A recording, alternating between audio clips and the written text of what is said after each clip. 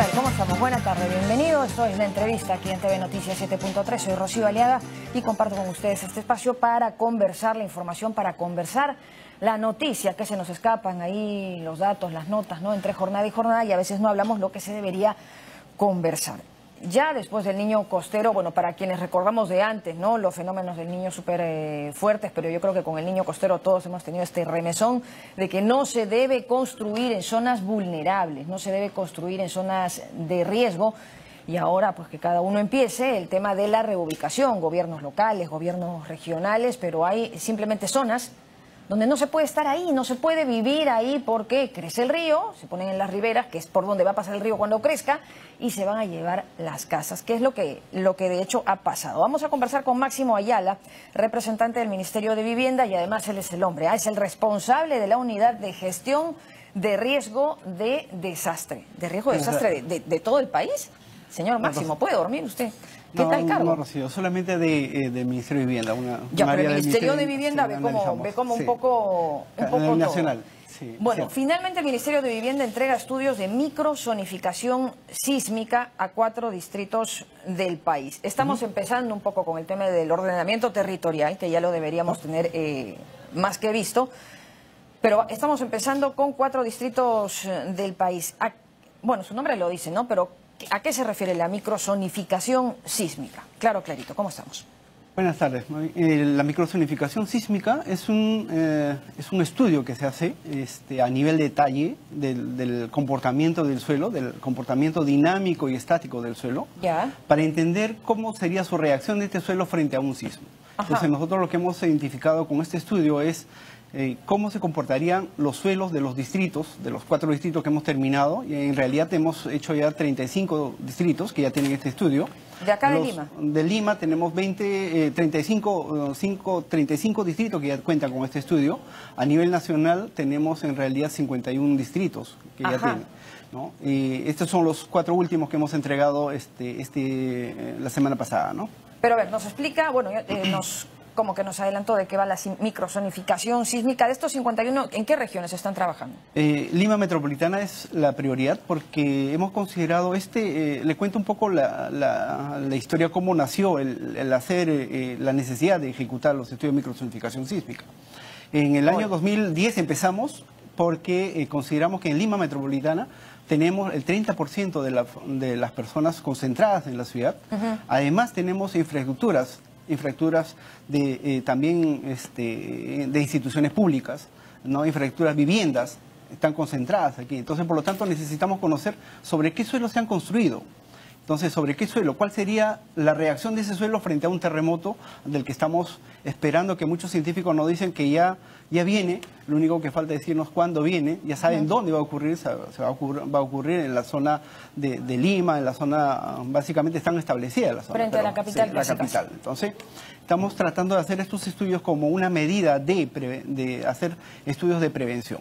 Ya hemos identificado para Lima Metropolitana, como le menciono, hemos hecho ya 35 distritos de Lima. De los 49, ya 35 ya los tiene. Nos falta solamente 14 para completar todo el estudio, ¿no? De Lima Metropolitana. ¿Y de regiones? De regiones todavía no, porque algunas hemos identificado, por ejemplo, en Arequipa, hemos hecho en Cusco, algunos distritos que más vulnerables, los que están siempre expuestos a algún tipo de peligro, al peligro sísmico por el tipo de suelo o por la característica de crecimiento de la ciudad, porque muchas veces el distrito está creciendo tan rápidamente, necesita esos estudios. Entonces hemos priorizado esos estudios, ¿no? No gustaría hacerlo de todo el país. De verdad se necesita de todo el país, pero lamentablemente estos estudios son costosos y también necesitan alta tecnología y muchos profesionales, y lo cual tenemos limitaciones en el país. Claro, ¿no? El tema es que una vez que se tenga la data, ¿qué vamos a hacer? Porque la gente no se va a querer mover de donde está, parece que se está esperando, ¿no? A que venga el sismo, que se caiga la casa, que sobrevivan los que puedan sobrevivir, y ya después de eso dirán, bueno, pues ya, entonces tenemos que... No, si es que se pueden ir ya, pues de una vez, ¿no? Que se establezcan, sobre todo los suelos seguros, dónde es que se puede construir, porque somos los campeones de la autoconstrucción. Y se terminan pues generando unos barrios imposibles donde no solo probablemente se caiga todo, sino que no se pueda entrar a rescatar a nadie, porque va a ser prácticamente imposible. ¿Hay alguna zona segura sísmicamente en nuestra capital? En nuestra capital en realidad hay buenos suelos. O sea, Lima Metropolitana misma es buen suelo. El problema no es el suelo, el problema es cómo hemos construido sobre ese suelo. Ya. El problema es eso. O sea, hay muchos suelos de la ciudad que son buenos. O sea, tiene capacidad aportante altísimo. Son buenos frente a esta dinámica de sismo, ¿no? Por ejemplo, el caso de Centro Lima, el caso de Barrios Altos, tienen buenos suelos competentes, ¿no? El problema es que ya son edificaciones antiguas, son edificaciones que tienen mucha vulnerabilidad. Entonces, eso es lo que al final, ocurrido el sismo, podrían ser dañados. Esos son los que van a colapsar esas viviendas. No por el tipo de suelo, el suelo es bueno. Claro, ¿no? sino por los años de la construcción o la precariedad de la construcción, pero hay otros empezando por distritos, el Congreso de la República, señor Máximo. Cierto. Pero hay otros distritos de 8 grados que tienen las dos condiciones, o sea, tiene mal suelo y también mala construcción. Entonces, ¿qué zonas son esas? Por ejemplo, en este caso, Villa El Salvador, lamentablemente está en suelo de arena, suelo que no tiene buena capacidad aportante, y muchas familias han construido, como usted dice, de autoconstrucción, y han construido sin asesoría técnica. Y muchas de esas viviendas pues son vulnerables frente a este sismo, ¿no? Entonces, como esto, hay una parte de Santa Rosa, otra parte de Ancón. Tenemos en los estudios que hemos entregado, ya hemos especificado cuáles son esos sitios, cuáles son esas zonas, cuáles son. Ahora la otra parte que usted mencionaba, de que qué hacemos con esto.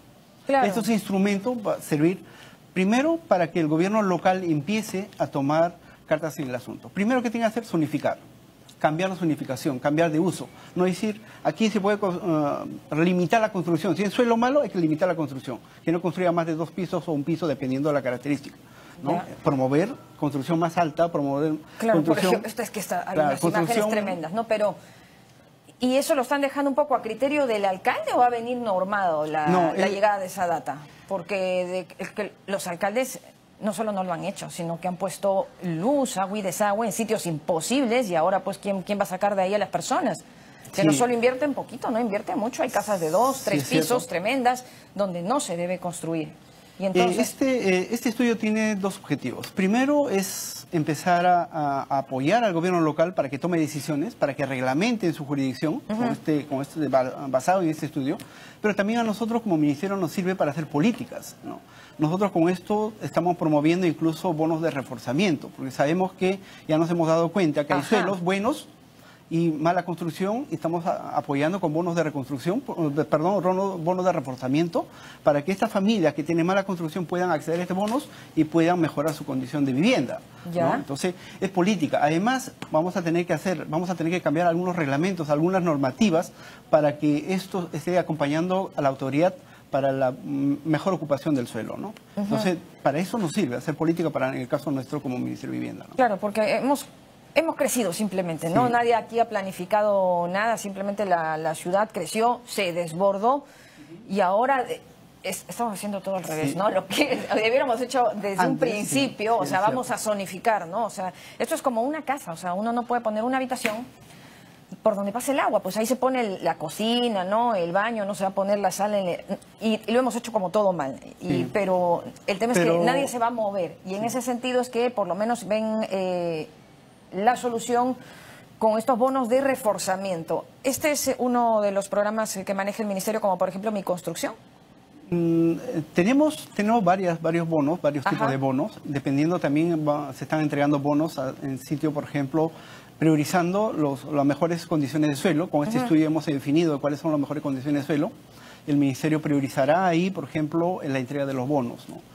Lamentablemente las familias que están en unas zonas donde no deberían, como usted mencionó al inicio, donde está en borde, en las fajas marginales de los ríos, donde está en borde de ríos, lamentablemente no vamos a poder entregar esos bonos, ¿no? Esas personas tendrán que reubicarse. Hay que trabajar, un siguiente paso es el proceso de reubicación de esas familias, pero para eso hay que trabajar de manera coordinada la autoridad local, ¿no? Y las instituciones y los sectores también, ¿no? Claro, que lo cierto, señor Máximo Ayala, es que la gente necesita dónde vivir, ¿no? El derecho a la vivienda antes era un derecho constitucional, no sé por qué lo sacaron de la Constitución, bueno, pero lo cierto es que muchas cosas que a veces están en la Constitución no se dan, ¿no? O sea, a lo mejor eso no era tan sentido de mucho, pero lo que quiero decir es que ¿qué vamos a hacer con las personas que todavía son víctimas de los traficantes de terrenos, ¿no? Personas que se hacen de un espacio, sea suelo seguro o no, finalmente lo lotizan y la gente con mucho esfuerzo logra construir ahí, y de ahí ya no se quieren ir. Cierto, es que también, aparte de este estudio, lo que nos dice la característica del suelo, pero también nos recomienda cómo deberíamos usar el suelo, o sea, qué tipo de infraestructura deberíamos colocar. Entonces, el municipio se tiene que apresurarse en dar, por ejemplo, las habilitaciones urbanas hacia las zonas más seguras. Ya. Es decir, el municipio tendría que decir, esta es mi zona de crecimiento urbano futuro y definir mi área. Ajá. Entonces, si te adelanta el gobierno local, entonces sabe que ahí el Estado también puede priorizar servicio, puede priorizar atención de accesibilidad, vías. Entonces, de tal manera que ya sabemos de manera conjunta, tanto el local como el nacional, sabemos cómo intervenir en el territorio. Lamentablemente hoy en día lo que estamos haciendo es que la población vaya por delante y nosotros vamos corriendo con las soluciones detrás. Claro, entonces, tratando lo que necesitamos, de mitigar sí. lo que ya no se puede. Sí, este estudio lo que nos va a permitir es un poco ver cuál es la condiciones de suelo y dónde deberíamos crecer. No, eso es un poco la esperanza que tenemos nosotros. ¿Qué condiciones de suelo tiene, por ejemplo, en la zona de Pedregal Alto, allá en San Martín de Porres? Ayer o antes de ayer hemos estado con los vecinos, que es esta parte, no sé si la ubican ustedes a lo mejor y de vista, donde se angosta el río Rima, que se vuelve como profundo, en las laderas, allí nomás. O sea, ya se ha caído parte de las casas, ¿ah? Sí. Pero lo increíble, casi alucinante, señor Máximo, es que tienen luz. O sea, ¿cómo les pusieron allí servicios para generar pues este sentido de seguridad y ya de asentamiento? Y no se podía. O sea, y ahora la gente está asustada, quiere salir, pero ¿a dónde se va? ¿Hacia dónde crece San Martín de Porres? A San Martín de Porres... De forma segura, quiero decir. Lógicamente, terrenos ya no hay. De crecimientos, terrenos para tomarlos no hay. Pero hay que hacer otras políticas. Hay que identificar dónde sería el crecimiento vertical. Teniendo buenos suelos podríamos crecer verticalmente y podríamos trasladar a la población a esas nuevas edificaciones, ¿no? Pero para eso hay que trabajarlo con la misma municipalidad, donde podemos reglamentar ese tipo de edificaciones, ¿no? Nosotros como ministerio podríamos facilitar incluso los bonos para esas familias que están en esa zona, porque vamos a considerarlo como zona de alto riesgo, zona de riesgo no mitigable, y por lo tanto ahí no pueden vivir. Ni el Estado puede poner ni un solo ahí, nadie puede invertir porque ya es una zona de no mitigable. Claro. Entonces lo que necesitamos es reubicar a la gente, pero hay que hacer una estrategia. La estrategia es empezar a identificar dónde sería el crecimiento vertical. ¿Ya? Empecemos a hacer crecimientos verticales y apoyemos y traslademos a las personas para esa zona. Esta es la zona, vea usted, señor Máximo, qué terrible. O sea, ya prácticamente paredes que han cedido, ¿no?, de las propias viviendas. Vamos, también con los desagües, ¿no?, que van directo al río, qué lindo, y aún así, cuando quieren tener agua potable, Sedapal les cobra por factibilidad de agua potable por el estudio que tendrían que hacer. Ahí no se le puede dar agua, o sea, vea el suelo que son como piedritas apiladas, ¿no? ¿Qué clase de suelo es ese? Este es suelo aluvial que el río lo ha traído por años, lo ha ido acumulando. Como vemos ahí, hay cantos rodados, es suelo de arcilla, arena, ¿no? A pesar de esto, es buen suelo, a pesar de eso, es buen suelo. El problema es que aquí está por la influencia del río, que el río va socavando y va en todo caso, socavando la pared y al mismo tiempo haciendo que colapsen las viviendas. Claro. El problema es la ubicación de las familias ahí, ¿no? Ahí las familias nunca debieron ubicarse al borde del río. Claro, no solo nunca debieron ubicarse, pero ve usted, si es que pueden observar, amigos televidentes, tienen postes de luz. O sea, la autoridad local, o sea, más allá de que, bueno, es que a veces se escoge cada cosa, se elige cada persona con cada perfil, pero por lo menos por criterio, ¿no? No les puedes pues poner servicios para que la gente ya se instale, empiece a construir, porque algunos sí tienen hasta segundo piso con sus ventanitas, todo bien, pero es una inversión que se la va a llevar el agua.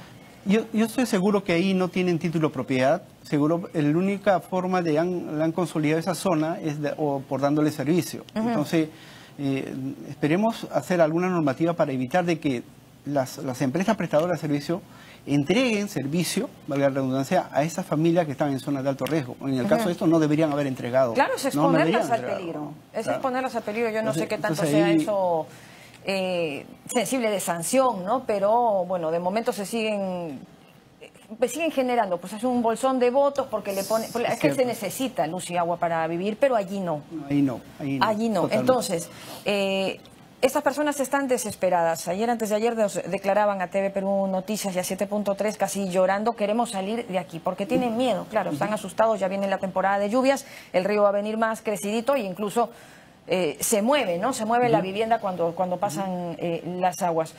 ¿Se podría juntar el Ministerio de Vivienda con la Municipalidad de San Martín Bueno, de Porres y ver dónde se hace una unidad sí. vecinal? No sé, dice usted, y se crecer hacia arriba.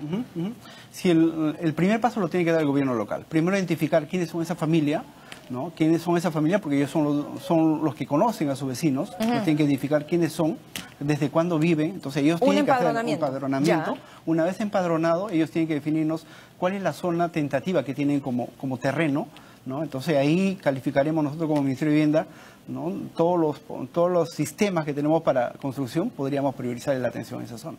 Estupendo. Entonces podríamos empezar a reubicar, ¿no?, a las personas, pero a mí se me hace que no va a haber este primer movimiento que usted dice de la municipalidad, ¿no? Porque, bueno, ahorita ya empieza el año electoral, a lo mejor y por ahí para tratar de generar es que no puede ser iniciativa del Ministerio de Vivienda que hable con las autoridades locales. Necesitamos que nos digan sus zonas seguras para crecimiento vertical, para empezar a reubicar a las personas que están en estas condiciones de riesgo no mitigable. Nosotros ya hemos definido 30 zonas, estamos definiendo de manera paulatina. Ya. 30 zonas no mitigables, o sea, zonas que ya no deberían estar ocupando las personas.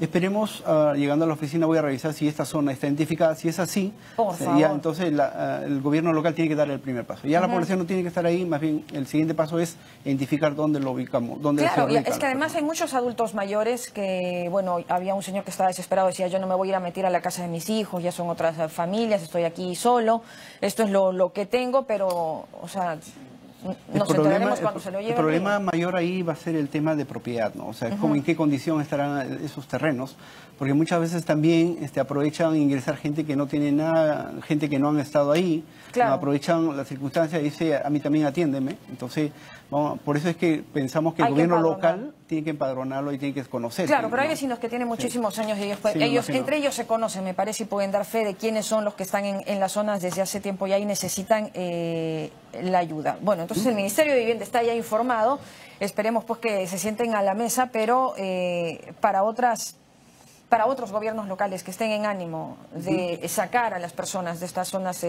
muy riesgosas, como por ejemplo Chosica, donde ya hay zonas que tiene la impresión, es increíble, o sea, ¿cómo se ha podido construir ahí? Usted sabe, ahí pero sí lo que pasa es que ya a veces nosotros como ministerio ya hemos dado opciones, ya incluso hemos definido dónde deberían reubicarse, hemos dicho acá están, nosotros hemos puesto departamentos para que se reubiquen, pero nunca, no quisieron reubicarse.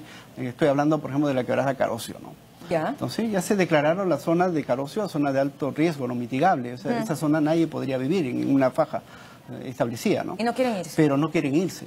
O sea, entonces, no es tanto que el sector o el ministerio no lo pone, sino también la población, ¿no? Asusado de repente entre amigos, entre vecinos, ¿no? Entonces, lo que esperan es, si yo tengo 200 metros de terreno de edificación, 200 metros me tiene que dar. Sí, entonces, tampoco no podemos, ¿no? Entonces el Estado tampoco puede estar dándole pues un terreno de 200 metros, ¿no? O sea, vamos a lo que tenemos, o sea, en mejores condiciones van a estar en otro lado, ¿no? Entonces, pero sin embargo todavía yo creo nos falta una cultura de convivencia, porque hemos invadido el río, entonces ahora nos damos cuenta de que no deberíamos estar ahí. Si nos dan otras opciones, vamos a esas opciones. Y es que es eso, usted lo ha dicho con todas sus letras, hemos invadido el río, y no solo el río, los ríos, ¿no? En realidad, un poco de todo. Una clase rapidita, porque se me hace que usted lo sabe, señor Máximo Ayala. Este es el cauce, ¿no? Luego es el cauce como que se ensancha y luego se angosta según las temporadas de lluvia. Las riberas, luego viene la faja marginal y después ¿de dónde es que se construye? Porque la gente se pone al borde, o sea, le digo si después viene el río o no viene el río. Hay una faja marginal que ya la Autoridad Nacional del Agua ha establecido en varios ríos del país. Ya han establecido cuál es la línea, cuál es el límite. Incluso algunos ya están con hitos. Están identificados, pero las familias no lo respetan y invaden o han invadido esos espacios, ¿no? Entonces, ahora es... Pero más o menos, ¿cuánto hacia afuera? Depende de las características del río. En algunos casos puede llegar hasta 30 metros, otros hasta 50 metros. Dependiendo del tipo de río. O sea, los ríos principales pueden llegar desde 15 metros hasta 50 metros. Dependiendo de las características por donde la pendiente, dependiendo de la característica de la curvatura del río. Dependiendo de las características pueden hacerse... Por eso es que tiene que hacer un análisis técnico, un estudio técnico para definir esas líneas. Esos estudios ya se desarrollaron para 16 ríos del país, creo. ya lo tienen, la Autoridad Nacional de Agua lo tiene. Lo único que nos queda es respetar. Claro. Nosotros como ministerio, por ejemplo, no estamos asignando bonos a esos sitios. Ya no, nosotros lo que estamos promoviendo es que se retiren de ahí, más bien le damos bonos en otro lado. Claro, entonces, eso es lo que porque estamos por ejemplo en promoviendo. el oriente ríos tan caudalosos, a lo mejor como el Guayaga, ¿no? Las personas llorando, no, se llevó a mis animales, que no me ponen acá el muro de contención. ¿Quién va a contener el río Guayaga? Es imposible. Es difícil, difícil, sí, es cierto. Hay municipios, incluso hay ciudades que están socavándose y piensan que con una defensa ribereña lo vamos a solucionar el problema. Defensa ribereña me va a costar tan caro como que reubicar esa población a otro lugar más seguro. Entonces hay muchas aristas para ver este tema de riesgo, ¿no? Y vamos a conversar en otra oportunidad, señor Máximo Ayala, porque acabo de recordar que tenemos una ciudad, no es un poblado, un centro poblado, una ciudad por reubicar, que es Cerro de Pasco, desde 2015 que se dijo que se tenía que reubicar esa ciudad y ahí está, esperando. Estamos a 2018, seguimos hablando en círculo, ya lo hablamos en otro momento. Señor Máximo Ayala, representante del Ministerio de Vivienda, responsable de la Unidad de Gestión de Riesgo de Desastre. Qué responsabilidad. Pausa, regresamos con más. Muchas gracias.